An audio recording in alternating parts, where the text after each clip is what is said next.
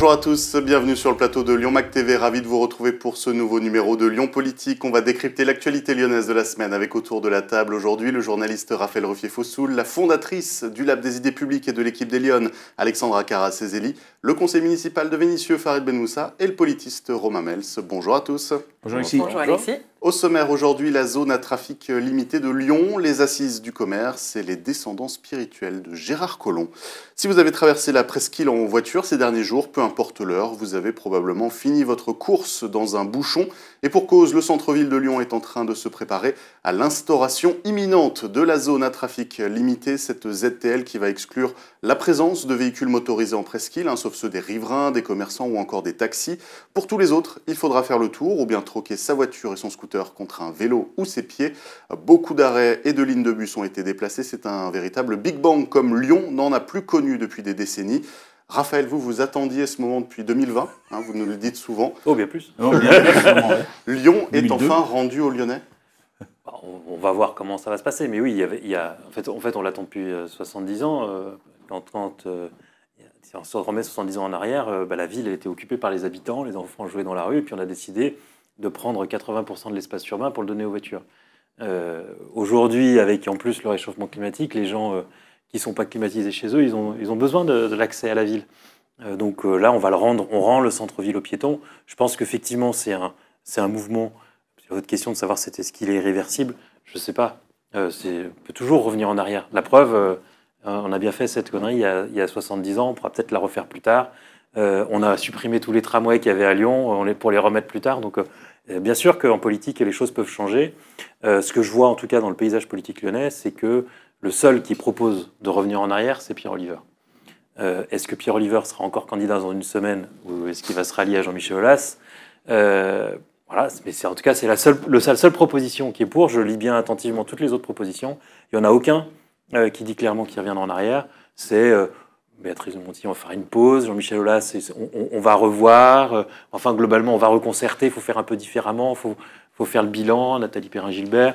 Enfin, globalement, ça revient à dire on va écouter tout le monde, mais probablement qu'on ne reviendra pas en arrière. Romain ?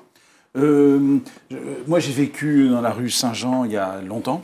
Et la rue Saint-Jean, c'est un peu ce que c'est que la ZTL maintenant. C'est-à-dire que vous avez des bornes. Et quand vous êtes résident, vous pouvez quand même obtenir de débarrasser vos bagages. Puis après, vous allez vous garer loin. Et par contre, le matin, il y a des gens qui peuvent passer, des gens normaux. Et... Merci pour ce témoignage, Romain. Oui, et des livreurs surtout, en fait. C'est des gens, mais c'est quand même des êtres humains, la plupart du temps. Des livreurs, des gens qui... Non, mais des gens normaux, des livreurs. Oui, c'est des gens normaux. Oui, voilà. Et mais alors après, évidemment, quand vous regardez la rue Saint-Jean, elle ne ressemble pas à une rue normale. Donc vous vous dites, ça donne pas... Mais c'est vrai qu'on était quand même très tranquille dans cette rue. Que vous n'avez pas du tout le même rapport à la voiture et au fait de laisser courir vos enfants dans la rue, parce que même s'il y a en théorie des livreurs qui peuvent venir le matin avec leur estafette, ils font très attention, donc ça n'a rien à voir. Alors évidemment, est-ce que ça va marcher dans la rue Grenette, de transformer cette rue Grenette, qui elle est une rue qui a quand même bien l'habitude de laisser passer les voitures, pour la transformer en rue Saint-Jean? Ce qui est sûr, c'est que pendant 50 ans, pendant 5 ans, les gens vont être obligés de reprogrammer leur GPS quand leur GPS va leur dire « passe par la rue Grenette ». Et ils vont dire « mais non !» Et ça va être l'enfer. Mais pour les gens, pour ces gens ultra privilégiés qui habitent dans la presqu'île, c'est du pain béni ce truc-là. Pour le reste de Lyon, c'est quand même l'immense majorité de Lyon. Enfin, il faudrait regarder combien de gens habitent dans la presqu'île. Disons 5% de la population lyonnaise. Pour ceux-là, c'est extraordinaire. Leur loyer, la valeur de leur appartement, ceux qui sont propriétaires, va prendre une plus-value incroyable. Ils vont plus être dérangés par rien et tout. Pour les 95% des Lyonnais restants, je suis pas sûr que ce soit le bonheur assuré. Farid ? Oh, c'est qui a décidé cette loi-là? C'est les écolos, ils sont censés être de gauche? Parce que ce truc-là, c'est un truc pour grand bourgeois total. C'est-à-dire, c'est super bien pour les Lyonnais, c'est super nul pour les grands Lyonnais en général. C'est-à-dire qu'on n'aura plus accès, ça va devenir une sorte de Disneyland à touristes, le centre de Lyon, un peu comme Barcelone dans certains quartiers privilégiés. Les appartements, ils vont passer de 3 millions d'euros à 30 millions d'euros, tant mieux. C'est super bien pour les grands bourgeois. Par contre, pour les sociétés, je pense qu'elles vont tous s'enfuir en périphérie. Ça a déjà bien commencé. Quand on voit toutes les installations à Saint-Priest, à Mézieux, à Vaux-en-Velin, de Siemens, Orange, des parties de sociétés comme ça, ils ne vont pas rester là, quoi. Donc voilà, ça va être intéressant aussi pour quelques étudiants qui pourront faire la fête. Les gens dormiront mieux parce que comme les écolos ne sont pas capables de lutter contre l'insécurité, il y a des rodéos tous les soirs là-bas, au moins il n'y a plus de voitures, donc il n'y a plus de rodéos. Et encore, c'est tout à fait possible qu'ils le fassent sur un vélo, je ne sais pas comment ça va se passer. C'est un vélo rodéo. Voilà. Pour les commerçants, les commerçants qui vendaient de l'artisanat ou des produits de qualité, ça c'est fini, hein. Là, on va être que sur du Zara ou que pour ce qui peut intéresser internationalement, quoi. Gap va pouvoir revenir. Ça ne marchait pas très bien avec les Lyonnais, mais avec les touristes japonais, ça va le faire. Nous, on est perdants. Nous, en tant qu'habitants, etc. Pour moi, le GPS, je ne vais même pas le reprogrammer. Hein. Ah bon ? Je vais reprogrammer Villefontaine pour aller faire mes courses. Ok. Saint-Genis 2 pour acheter mes 2-3 commerces, mais c'est complètement fini. Lyon, pour moi, c'est rasé. Hein. Je ne vais plus dans les restaurants. Quoi qu'il en soit, ça va finir qu'avec des bouchons, des faux bouchons pour touristes et des produits surgelés de bikers. Oui, bien sûr, Donc, ça finira comme ça. Bouchon et bouchon. Donc un effet comme le vieux Lyon, en fait, c'est ça, la presqu'île. Alors, tout à l'heure, je me suis Une fait zone touristique tacler. et pour grands bourgeois. Voilà. Voilà. Quand je parlais de rue Saint-Jean, c'était n'importe quoi. Alexandra. Je sais pas, on a tellement dit de choses et en même temps, il n'y a rien de simple sur ce sujet.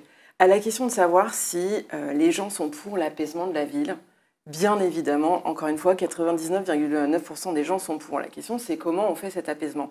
La zone à trafic limité, elle est là pour masquer une méthode, une vision, un projet qui est simplement d'exclure la voiture. L'objet, il est là. Donc, encore une fois, c'est ça, on ne dit pas vraiment aux gens ce qu'on veut faire.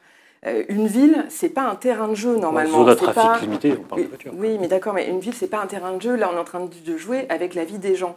Je salue ce que vient de dire Farid, c'est très juste. On dit les Lyonnais, ceux qui habitent en presqu'île, ils sont contents. Non, ils sont pas ravis. Les Lyonnais, ils veulent du calme. Je suis d'accord, ils en ont marre des rodéos le soir. C'est ça le problème. Donc, ceux qui sont contents de la zone à trafic limité, c'est ceux qui se disent au moins on aura des bornes, le soir on ne pourra plus passer, donc on sera tranquille. En revanche, ce qui se joue, c'est le poumon économique de la ville. Et le poumon économique, c'est aussi la cohésion sociale. Parce que les commerces indépendants, qui sont quand même le cœur battant de ce qu'on a de mieux à Lyon, c'est-à-dire que la particularité de la presqu'île, c'est qu'on a 60% de commerces indépendants. C'est une qualité commerciale qu'il n'y a pas dans les autres villes. Il n'aura échappé à personne que Lyon, c'est pas Maubeuge ni Périgueux. Donc on ne gère pas une ville de la même façon selon sa taille, selon son échelle. Donc bien sûr qu'on peut réfléchir à la piétonisation. Et d'ailleurs, la majorité des commerçants, dans leur ensemble, ils étaient favorables au processus de piétonisation, considérant qu'effectivement, oui, ça peut participer, même si les exemples qui ont été faits à Lyon ne sont pas probants. La rue Émile Zola, elle a baissé en qualité et en fréquentation initiale. La rue de la République, tout le monde se plaint. Et ce sont des grandes enseignes qui ont récupéré les fonds de commerce.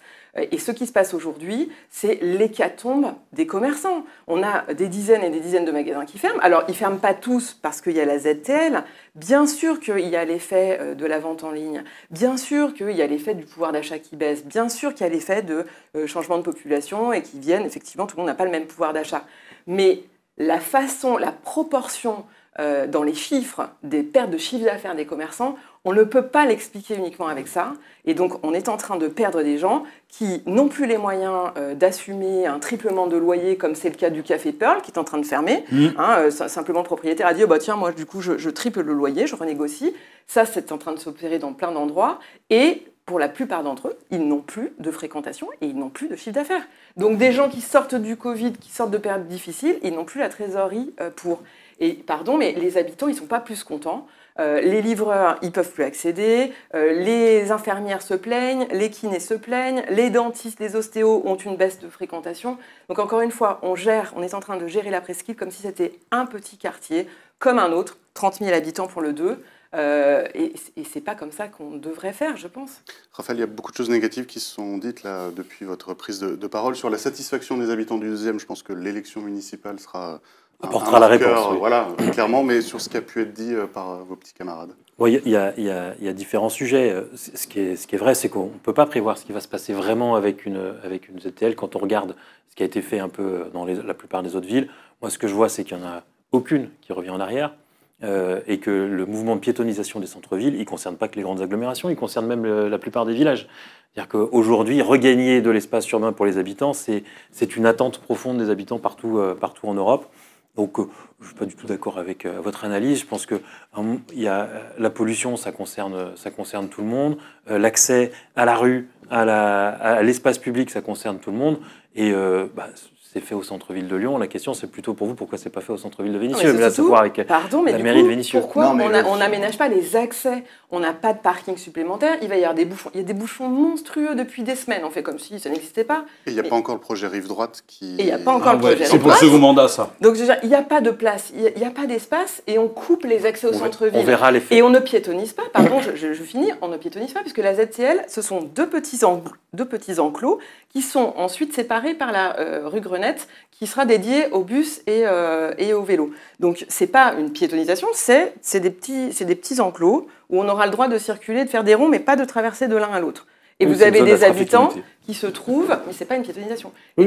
Et donc vous avez des habitants qui se trouvent du mauvais côté de la rue et à qui on dit aujourd'hui allez vous garer dans le 6e, messieurs dames. Bah, je veux dire encore une fois, on parle de tous les gens, on parle des Lyonnais de 0 à 99 ans. Tout le monde ne peut pas aller se garer dans le 6e. On verra en termes d'usage. Il y a des centres-villes sur lesquels ça s'est très bien passé en Europe. Il y a des contre-exemples aussi. Hein. C'est Rome, mais qui est une ville qui a une attractivité touristique dans son centre-ville qui est différente de celle de Lyon. Mais c'est vrai que le côté piétonisation de Rome, ça contribue à en faire une ville musée. Alors c'est pas ce qu'on souhaite à Lyon. Donc on va voir l'évolution. Mais moi, ce que je crois, c'est qu'effectivement, personne ne reviendra en arrière. Vous avez raison.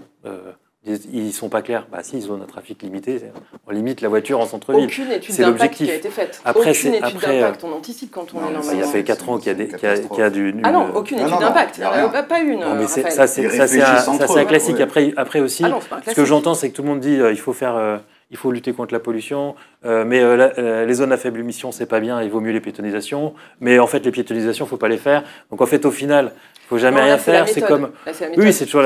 Mais en fait... Vous savez, le changement, c'est toujours compliqué. C'est toujours beaucoup de risques de changer les choses parce qu'on n'est jamais sûr effectivement du résultat et qu'il y a toujours, mais c'est un jeu un peu classique en fait, il y a ceux qui sont aux responsabilités qui font les choses et ceux qui sont dans l'opposition qui disent ce que vous faites, c'est pas si bête, mais il faudrait le faire différemment, il ne faudrait pas le faire maintenant, il faudrait le faire autrement.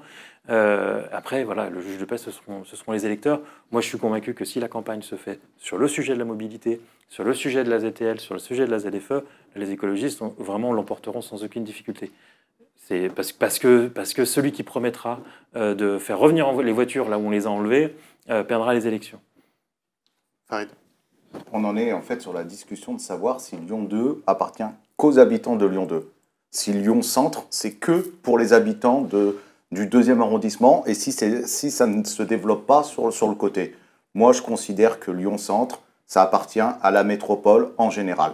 Donc, le fait de couper les entrées au reste de la métropole, de sentir rejeter tout ce qui est périphérie, je ne pense pas que ça soit une bonne idée. C'est vrai que si on le fait que pour les 30 000 habitants, c'est des minguettes. C'est une pastille, c'est rien du tout. C'est-à-dire qu'il y a des milliards dans des milliards au centre-ville. Ce que vous dites est assez faux. Vous verrez que sur le centre-ville, les habitants de l'agglomération vont venir beaucoup plus. On va plutôt se poser la question dans les années qui viennent, est-ce que ça ne devient pas trop une zone de balade avec beaucoup de gens qui viennent? On parle toujours c'est déjà le cas, mais ça va renforcer la piétonisation, elle va renforcer encore cet aspect-là très probablement. Et s'il y a un endroit où on ne peut pas dire que ça manque de transport en commun et d'alternatives pour y aller, c'est le centre-ville. Quand même, les zones de métro qui convergent. C'est quand même l'endroit, de n'importe où dans l'agglomération, c'est l'endroit où on arrive en une demi-heure. C'est plus facile, oui. Si on arrive en une demi-heure, quand il n'y a pas de panne de tramway, quand il n'y a pas de panne de métro, moi je habite Vénissieux, oui. Excuse-moi, c'est tous les 2 jours que la ligne D, on est bloqué. C'est-à-dire il n'y a personne qui compte sur la ligne D en se disant je vais revenir ce soir sans aucun souci. Et quand on arrive à la gare de Vénissieux, si on est coincé derrière par une autre grève suite à des incidents, etc., c'est continuel. Les habitants, ils jouent pas toute leur vie sur la ligne D en se disant je vais faire mes loisirs à Lyon, parce que je ne sais pas si je vais revenir. Donc la plupart des personnes, ils utilisent aussi leur véhicule encore. Mais au pire, dans ces cas-là, tu te gares à la fosse aux ours, tu traverses le pont et puis voilà. De quoi? Voilà, si tu veux vraiment venir en voiture, Mais aujourd'hui, Si quelqu'un veut vraiment venir en voiture, il prend sa voiture. Il y a trop d'embouteillages. Ah non, mais là, pour l'instant, c'est à cause des travaux. Aujourd'hui, c'est 1h30 pour aller en centre-ville. Oui, en donc 1h30, non, mais je préfère aller non, mais je suis promener d'accord, en mais Ardèche. donc, du coup, ça n'a aucun rapport avec la ZTL. Il y a C'est des endroits c'est les communs, travaux ils sont pas si pour mal, la quand même. ZTL. Déjà qu'on commence à se concentrer, à mettre de la sécurité dans les transports en commun, qu'on a envie de les prendre, qu'on mette une fiabilité dans les transports en commun, qu'on a envie de rentrer en famille à l'intérieur. Moi, j'ai pas envie de rentrer. Si je peux me permettre, est-ce qu'on pourrait mettre de l'air dans le métro? Je ne sais Aussi, pas qui a respirer. inventé le système, juste ouvrir des fenêtres. Ou faire je sais pas, marcher. Parce qu'on est vraiment Un dans truc de fou. C'est horrible. Faire marcher les escalators. Ah, un ça, truc ce de serait malade. extra- Parce ça, que ce avec serait les poussées, extraordinaire. du coup, Je suis ça d'accord. porter une Je suis poussette. d'accord. Non, mais là, un ça a peu- plus de rapport avec la Totalement ZTL, d'accord. les Là, gars. Non, mais rapport. mais si, Non, mais J'en ai si, maintenant à pardon, trouver des ça- poussettes dans les métros à Non, la non, je place suis de la d'accord avec ZTL. Farid, encore une Il y a fois. un milliard mais d'investissements. là, si tu veux emmener ta révélateur. famille. Non, mais c'est révélateur d'un truc simple, c'est qu'en fait, à quel point la politique est déconnectée de la réalité des gens. Non, mais- Mettre en place une ZTL, si les transports en commun ne sont pas efficaces, et pour le coup, moi je les pratique tous les jours, c'est un enfer, il a raison, c'est tout le temps en panne, les fait escalators, il fait une chaleur, Oui, ça doit être pénible, mais ça. c'est même dangereux en termes de santé publique, c'est un ensemble de choses. En fait, c'est la bonne illustration de l'argument qui consiste à ne surtout jamais rien faire sur les questions de pollution ou de On mobilité. peut faire bien les choses. Oui, mais en fait, si vous dites aujourd'hui, c'est pas possible de faire la piétonisation ou de limiter les voitures à centre-ville de Lyon parce que c'est pas assez bien desservi par les transports en commun, ça revient à dire ce n'est possible nulle part. Parce que vous avez le rapport de la Chambre régionale des comptes récemment qui a analysé le Citral, qui reconnaît que, en fait, en matière de qualité de service, c'est bien supérieur à tout ce qui existe ailleurs en France, hors centre-ville de Paris, mais on s'en rapproche. Donc on a un niveau d'équipement déjà en transport en commun qui est absolument énorme. Non, mais attendez, qui est- vous plaisantez, oh non, vous prenez souvent les transports en commun c'est en tous les fait, parce jours, que sans franchement... Ouais, moi, oui, tous les jours. C'est un autre débat, mais alors ce qu'on peut Je peut-être... pense pas au départ d'une périphérie. Ce qu'on peut Tous indiquer les jours de peut-être- centre-ville, Non, mais- il n'y a pas de souci. Il est clair qu'aujourd'hui, l'offre permet aux gens de la métropole de Lyon de rentrer dans Lyon en métro, en bus, etc. Par contre, les gens qui habitent Pas à Villefranche-sur-Saône, Pas qui habitent à Vienne, qui habitent à à Bourgoin-Jallieu, Rieux, enfin... peut-être je veux dire, qu'eux, ils ne viendront plus du tout à Lyon. Mais bon, est-ce que ça, c'est un drame? Non, ce ne sera pas un drame. Allez, on passe Non, à... enfin, passe- quand on habite... on va bien le vivre. On va Allez, passer Là, à il faudra notre poser la deuxième question sujet. plus à la Ouais, région allez, sur on le développement passera- du RER à la lyonnaise, Donc, mais Villefranche. il y a des TER qui sont assez efficaces quand même. On bascule Oh, sur ça le, aussi. le deuxième sujet qui est en partie lié à cette Ah bah oui. ZTL, puisque vous vous souvenez que le 4 novembre dernier, la ville de Lyon avait organisé en grande pompe ses assises du commerce à l'hôtel de ville, un événement qui devait permettre de trouver des solutions pour endiguer le phénomène qu'a évoqué Alexandra, ces fermetures massives de commerce, notamment en presqu'île. Et c'est finalement cette semaine, fin juin donc, que les écologistes ont communiqué sur les résultats de ces échanges et de ces tables rondes. 7 mois pour annoncer la création d'une plateforme qui va accompagner les commerçants dans leur démarche administrative, la demande à l'État du gel de l'indice des loyers commerciaux ou encore la création d'une biennale du commerce. Pas de fonds de soutien d'urgence, Alexandra, c'était finalement la seule chose qu'attendaient les commerçants? Alors déjà, il y a plusieurs choses. Déjà, on est soulagé que la mairie ait retrouvé le plan qu'ils avaient perdu, puisque je vous rappelle qu'il y a 3 semaines, ils le cherchaient partout, ils l'avaient annoncé sur Internet, et puis finalement, ils ne le retrouvaient plus. Donc on est soulagé de voir qu'ils ont finalement retrouvé le plan. Non, blague à part, ce qui se passe sur ce sujet-là, encore une fois, pour expliquer aux gens, les travaux qui sont mis en place là, dans la zone à trafic limité, tous les travaux d'aménagement du centre-ville de Lyon, ils sont faits main dans la main, ville, métropole de Lyon. Et c'est la métropole de Lyon qui vote les délibérations, qui vote les budgets. Et dans ce genre de travaux d'ampleur, il est possible en France de l'accompagner par des fonds d'indemnisation, ce qui se pratique dans plein de villes. À Annemasse, pour ne citer qu'une ville, qui a aménagé un tramway et qui a impacté pendant plusieurs mois le centre-ville, la rue des commerçants. Un fonds d'indemnisation a été prévu pour indemniser les commerces. Ça a été le cas à Montpellier. Bref, ça existe. Ce n'est pas une obligation légale, c'est une possibilité qui est offerte aux collectivités. Là, ça n'a pas été le cas. Donc, encore une fois, on est dans la brutalité, dans la radicalité, parce qu'on est en train de servir un concept, une ville conceptuelle, une idéologie, mais totalement déconnectée de la réalité des gens. Les commerces dont on parle, les commerces indépendants, eux, ils n'ont pas les reins financiers pour tenir. Les grandes chaînes, elles ont plus de souplesse, puisque finalement, elles ont des magasins partout en France. Quand il y a une ville qui marche un petit peu moins bien une année, ça se compense au global par les chiffres d'autres villes. Ce n'est pas le cas pour un commerçant indépendant. Donc aujourd'hui, eux, ils sont exsangues. Ils ont demandé à plusieurs reprises de l'aide en demandant du soutien, etc. Ils ont demandé de l'information déjà sur leurs travaux qu'on leur a jamais donné. c'est-à-dire que très souvent, ils se retrouvent avec leur vitrine impactée le matin en arrivant, ils n'ont pas pu anticiper. On leur dit demain, il n'y aura plus d'Internet et plus de téléphone, etc. Voilà, ils n'ont pas de quoi se retourner, ni de quoi s'organiser. Et effectivement, moi, je suis très inquiète, puisque les chiffres là qui sont en train de remonter de la part du collectif des défenseurs de Lyon, ce sont des chiffres avec des baisses de fréquentation de 40%, mais ça on le sait depuis longtemps, mais des baisses de chiffre d'affaires qui vont de moins 20 à moins 40% en moyenne sur la majorité des commerces, quelle que soit la nature du commerce, puisque au début il y avait un petit décalage entre les commerces de meubles, de vêtements, etc. et les commerces de bouche. Et là en fait finalement il y a un rattrapage, puisque même les restaurateurs sont touchés. Hier, c'était très frappant. J'étais rue Claudia, j'ai croisé les représentants du parking LPA qui étaient devant le parking des Cordeliers. Entre midi et demi, les bras croisés, stupéfaits, il n'y avait pas de voiture. Et ils avaient l'air de découvrir qu'effectivement, il y avait un problème puisque les accès sont coupés. Donc les gens, ils n'ont plus envie de venir à Lyon parce que venir à Lyon, c'est la galère. Donc les gens qui venaient consommer entre midi et 2 dans les restaurants, etc., même ceux-là, ils viennent plus. Donc il y a un vrai sujet. Donc on peut faire la politique de l'autruche et se dire qu'on vit dans le monde de Walt Disney, que c'est fantastique et que ça va être génial. C'est le discours du maire de Lyon, de dire ça va être tellement formidable après, vous verrez, c'est extraordinaire. Ok, peut-être. Allez, chiche, regardons, mais accompagnons les gens. On ne peut pas mépriser une grande partie de la population qui sont nos agents économiques, qui font vivre le tissu économique, qui s'occupent des gens, parce que c'est eux qui font la cohésion sociale toute la journée, c'est eux qui s'occupent des mamies, c'est eux qui s'occupent du bien-être de la population, on l'oublie tout le temps, et on ne peut pas mépriser comme ça, à ce niveau-là, toute cette population. Raphaël, le dialogue ou l'absence de dialogue entre Grégory Doucet et les commerçants, c'est un des ratés du mandat? C'est vrai qu'il ne marche pas.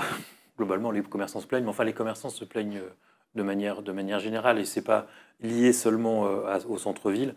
Vous interrogez les commerçants dans toute l'agglomération lyonnaise aujourd'hui, ils vous disent des choses assez proches. Donc il y a des mouvements, des dynamiques sur le commerce qui sont pas bonnes. En ce moment, il y a une augmentation des fermetures, il y a une augmentation aussi des vacances de commerce. Donc oui, il y a un sujet. Est-ce que ce plan est à la hauteur? Moi, je ne suis pas capable de le juger. Je le dis sincèrement, je l'ai vu hier, j'ai vu encore très peu de réactions. Ce que j'ai entendu dessus, j'ai trouvé intéressant, mais ce n'est pas de leur ressort, c'est le gel des loyers. Vous parliez tout à l'heure de profiteurs qui veulent multiplier par 4 un certain loyer, proposer un gel des indices des loyers commerciaux et d'expérimenter l'encadrement des loyers. Je trouve que ça, ce serait intéressant, mais bon, ils ne peuvent pas le décider d'eux-mêmes. Ils avaient un levier pour le faire, à la ville en tant que telle. Avant, c'était rue Grolet quand la ville possédait les commerces et donc pouvait bien les réguler. Je vois que quand il y a des mesures d'aménagement, ce qui est le cas à Villeurbanne, à Gratiel, la ville possède les murs des commerces de Gratiel, et donc du coup a pu redynamiser cette zone commerciale qui est d'ailleurs assez dynamique avec pas mal d'enseignes. Donc ça, c'est des leviers qui sont très utiles, dont Colomb s'est privé à l'époque et qui a fait effectivement beaucoup de tort en termes de capacité à maintenir un commerce indépendant. Aujourd'hui, faire le chemin inverse, c'est quasiment impossible. On a vendu tous les immeubles de la rue Grolet pour 100 millions, avec tous les étages. Juste les commerces ont été revendus 2 ans après, un peu plus, 120 millions je crois. Aujourd'hui, ça appartient à Abu Dhabi. Rue de l'Arrêt également qui avait été vendue. La rue de l'Arrêt, je ne sais plus à qui elle appartient, mais enfin, on est sur des Anglais qui ont revendu aussi. On est sur des fonds de pension, on est sur des investissements internationaux qui, honnêtement, on dit toujours que c'est intéressant d'attirer des investisseurs en France. Enfin, ceux-là, sur nos commerces, qu'est-ce qu'ils nous apportent? Absolument rien. Eux, ils font de la spéculation à très long terme. Leur objectif, c'est effectivement globalement de faire remplacer les commerces indépendants par des grandes marques, parce qu'il n'y a que les grandes marques qui peuvent payer les chers. Raison de plus pour s'occuper des commerces indépendants qu'on a, et de les cajoler, et de les aider, et ne pas les assassiner comme on est en train de le faire. Je ne dis pas autre chose, mais en tout cas le levier qu'ils auraient, parce que là j'ai vu qu'ils voulaient essayer de mettre un plan d'action pour reprendre possession de ces commerces. Là, ça paraît hors de portée, tellement aujourd'hui ça serait cher de le faire. Donc passer par la loi, ça me semble assez cohérent. Il n'y a pas tellement d'autres leviers. Après, dans le plan, il y a énormément de choses. On ne va pas se mentir, ce plan, il est creux à mourir. Raphaël, il y a 54 propositions. Alors, qu'est-ce qu'elles valent les unes après les autres? On dit en anglais. Flotte. Est-ce que, après, il y a la question de l'indemnité. Moi, je n'ai pas d'avis tranché là-dessus. Aujourd'hui, est-ce qu'il faut indemniser seulement les commerces du centre-ville par rapport aux difficultés ou tous les commerces de l'agglomération? Est-ce qu'il faut aussi le commerce, laisser le commerce s'adapter aux clientèles? Ça, je ne sais pas. Je suis pas Alors, Nathalie Perrin-Gilbert avait quand même proposé un fonds d'urgence. Vous soutenez Nathalie Perrin-Gilbert? J'observe qu'en tout cas, c'est la seule qui a eu l'idée de proposer quelque chose et qu'elle a trouvé comment le financer avec justement les. Est-ce que c'était la compétence de la ville de le faire? Parce que j'avais compris que c'était plus à la métropole de le porter. Donc, est-ce que la proposition de Perrin-Gilbert, je ne sais pas si elle peut le faire. Bien sûr qu'elle peut le faire. Elle peut le proposer. Et elle, de toute façon, oui, mais elle proposait de financer la ville pour une compétence de la métropole. Un fonds d'urgence comme ça. Bon, pendant le Covid, on a bien vu. L'État est arrivé. Il a dit bon, on va vous aider. Mais c'était quand même quelque chose, le Covid. Tout était fermé. Est-ce que là, on est arrivé à ce niveau incroyable de détournement des clients tel qu'il faille aider par de l'argent public? Alors moi, je salue votre côté socialisation de l'économie. Hein. Non, c'est pas ça ce que je veux dire. Par là, c'est qu'à partir du moment où les collectivités locales sont responsables de l'ampleur des dégâts qui sont faits, des travaux et de la durée, parce qu'on ne parle pas d'un truc qui dure 3 semaines dans votre rue, là. Hein. On parle 2 mois de travaux, de baisse de fréquentation. Donc là, les commerces qui sont impactés, ils ont des baisses de chiffre d'affaires de moins 30 000, moins 50 000 euros. Je veux dire, c'est énorme. Ils n'arrivent pas à tenir. Comment vous évaluez le préjudice, par exemple? Alors, si vous faites des trous dans la rue, en ce moment-là, c'est la rue du président Dorario qui a ça, à son origine est complètement coupée. Donc là, on peut le comprendre, mais par exemple, rue de la Charité, eux, ils n'ont pas de travaux. Rue Victor Hugo, il y a beaucoup de locaux qui sont vacants aujourd'hui, mais ils n'ont pas de travaux, eux. Non, en fait, la jurisprudence, elle dit qu'à partir du moment où on peut démontrer qu'il y a un préjudice qui est du fait de la mise en place d'une politique publique qui soit durable avec des effets d'ampleur, et donc c'est le cas des travaux qui aménagent la ZTL, on peut demander un préjudice. C'est très difficile à évaluer, il va falloir faire des commissions, des experts qui vont dire... Ah non, c'est très simple à évaluer, franchement. La perte de chef d'affaires qui serait due à des travaux... Elle est simple, elle est objectivée par non, comme vous l'avez dit vous-même, c'est peut-être le commerce en ligne, c'est peut-être le commerçant de mauvaise humeur. Non, parce que la jurisprudence, elle estime que passer 15% de perte de chiffre d'affaires, ça ne peut plus être uniquement du fait des compétences, des choses extérieures. Elle l'intègre. Les magistrats, on l'ont dit à plusieurs reprises, il y a effectivement des pertes qui sont dues à tout un tas de... On va voir aussi à terme ce qui se passe. Si vous parlez de magistrats, c'est qu'il faut qu'il y ait je sais pas moi, un recours judiciaire, donc des choses complexes. Là, on n'est pas vraiment dans du magistral, enfin du judiciaire. Pourquoi est-ce qu'un magistrat devrait décider ça? Donc bon, il y a sûrement des pertes de chiffre d'affaires dans certains cas, d'autres... et puis on peut se dire, s'ils tiennent le coup et qu'après il y a tellement de gens dans les rues parce qu'il n'y aura plus de voitures, ils vont gagner beaucoup plus, ils vont faire plus 80% de chiffre d'affaires. Bon, voilà, ça me paraît difficile de socialiser une économie simplement parce qu'il y a 4 trous dans... Enfin, si, par ailleurs, c'est chiant. Farid. Moi, je me base même plus sur le centre-ville. Moi, c'est l'exemple le plus concret que j'ai et qui n'est pas très loin de Vénissieux, c'est Montplaisir-Lumière. Le quartier, il est ravagé. Ah oui, ça c'est vrai. Il est ravagé. La vue des Frères Lumière, c'est incroyable. Je ne sais pas dans quelle logique ils se sont dit on va tuer tous les commerces. Exactement. Les commerçents, ils sont exsangues. Ça se dit? Oui, tout à fait, c'était nickel. On voit bien l'idée. Ils sont au bout de leur vie. Et c'est prouvé, hein. Leur clientèle, elle est en grande majorité en dehors du quartier. Sur certains sites. Il n'y a plus personne qui va là-bas. Ah ouais. Donc on ne sait même pas comment y aller déjà. Ah non, on ne peut pas. Il faut un hélico. Ah non, il faut... Sur Oise, quand on tape une adresse... Non, pardon, c'est Waze. Waze. Quand on tape une adresse, il dit non. Non, bah non. Il répond non. Il dit non, on n'ira pas. Non. Allez-y, non, mais allez-y. Non, c'est pas possible. C'est pas possible. Et la capacité que peut avoir aussi cette gouvernance écologique de tuer le commerce, on le voit aussi sur Grange Blanche, sur le quartier de Grange Blanche, sur tous les commerces qui se situent sur l'avenue Rockefeller, ils n'en peuvent plus. Et pourtant, c'est des gens, entre guillemets, qui étaient de leur côté. C'était des commerçants, c'était des biocoop, des restaurants végétariens à la viande végétale, où je ne comprends rien. Ils ont coulé. Ils n'en peuvent plus, ils ne peuvent pas. Il y a la clientèle. Ils se sont rendus compte qu'ils ne venaient plus en vélo cargo. Il n'y a pas ce qu'ils vendaient, c'est peut-être pour ça qu'ils ont coulé aussi. Hein. Ça marchait super bien avant que les écolos les arrivent. Il y a le même cas dans le 1er arrondissement de Lyon. Il y a une pâtisserie sans gluten qui vient de fermer parce qu'en fait, ils n'ont plus personne qui... Voilà. Après, la meilleure, c'est quand même celle qui soutenait les écolos à la Guillotière, qui était à fond derrière elle, et là, qui a ouvert une cagnotte Litchi. C'est le café... Je suis en galère, là. Comment s'appelle ce café? C'est à la fosse aux ours. Non, mais ça s'appelle pas la fosse aux ours. On va pas se réjouir non plus du... Mais bien sûr que non. Non, on se rend pas. Non, mais après, sur le gluten... Mais c'est que tout le monde est en train de tirer la langue. Impacté, ouais. Que ça soit les pros écolos... Y compris là où il n'y a pas de travaux. Oui, parce que l'accès est Où il n'y a pas de travaux à Lyon. ils Non, ne mais viennent c'est plus. simplement Oui, où il n'y a pas de travaux. l'enquête qui est Ouais. la plus importante, c'est Oui. où il n'y a pas de travaux à Lyon. Ouais, C'est où? Non, mais je veux savoir parce que c'est un endroit que je veux visiter. Il faut l'indiquer à Waze. Ben, faut demander, ouais, je sais pas. C'est incroyable. Dans le 7e. Non, il y a Gerland. Non, personne ne Ah bah, sait. Gerland, c'est Cauchemar. très beau, là. Gerland, ah oui, Gerland, c'est terrible, Gerland. Oh là là. Bon, Allez, allez, hop. on a trop Ouais. parlé. Non, mais non, on non. verra si Ah, les non. commerçants dans quelques années, au final. Oui, il y aura Ça, des je les ai commerçants. déjà. Il y allez aura des voir, commerçants. vous allez Ça sera voir. trop tard. Mais oui, ils seront là, ils seront On là. verra. S'ils sont Ça plus là, renaîtra, ça ça sera- repoussera. on verra. Ça sera une nouvelle génération. Les magasins Haribo, s'il n'y a que ça, on va galérer. Hein.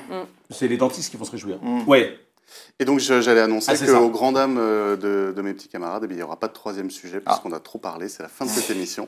Merci Eh de ben, nous avoir suivis. N'hésitez merci. pas à nous faire part de vos retours. L'actualité continue sur lyonwag.com et on se dit à la semaine prochaine pour la dernière de la saison.